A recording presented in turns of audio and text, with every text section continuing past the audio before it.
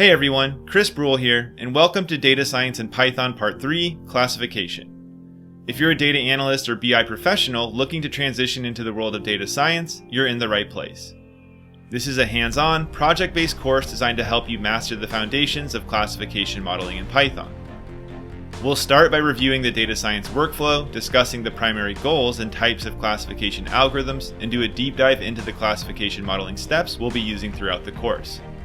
You'll learn to perform exploratory data analysis, leverage feature engineering techniques like scaling, dummy variables, and binning, and prepare data for modeling by splitting it into train, test, and validation datasets.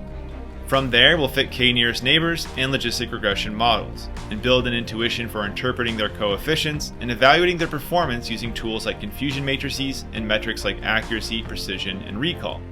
We'll also cover techniques for modeling imbalanced data, including threshold tuning, sampling methods like oversampling and smote, and adjusting class weights in the model cost function.